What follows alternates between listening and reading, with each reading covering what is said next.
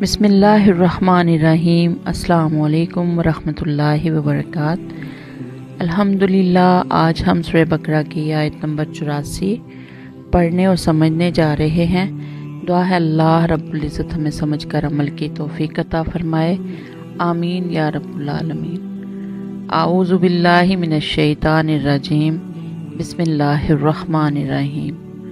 وَإِذْ أَخَذْنَا، اور جب ہم نے لیا، میثاقکم، تم سے پختہ عہد، لا تسفکون، نہ تم بہاؤ گے، دماءکم، اپنوں کے خون، ولا تخرجون، اور نہ تم نکالو گے، انفسکم، اپنوں کو، من دیارکم، اپنی بستیوں سے، ثم، پھر اقررتم، تم نے اقرار کیا، وانتم، اور تم تشہدون، گواہ ہو اس بات پر۔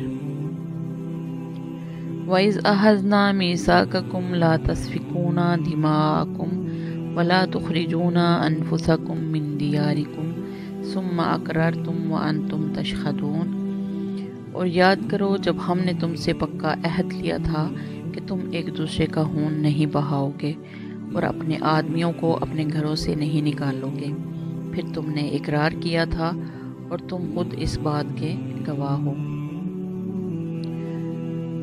اب اس آیت میں ایک دوسرے کا خون نہیں بہاؤ گے، ایک دوسرے کو ان کے گھروں سے نہیں نکالو گے کی بجائے فرمایا تم اپنے خون نہیں بہاؤ گے، نہ اپنے آپ کو اپنے گھروں سے نکالو گے، کیونکہ امت مسلمہ کے افراد ایک جسم کی طرح ہیں، کسی بھی مسلم کا خون بہانا اپنا خون بہانا ہے۔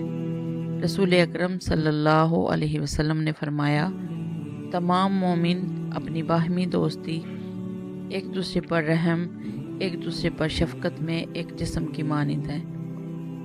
جب اس کا ایک عضو بیمار ہوتا ہے تو اس کی خاطر سارا جسم بیدار رہتا ہے اور بخار میں مبتلا ہو جاتا ہے، یعنی سارا جسم بخار اور بیداری کے باعث بے قرار ہو جاتا ہے۔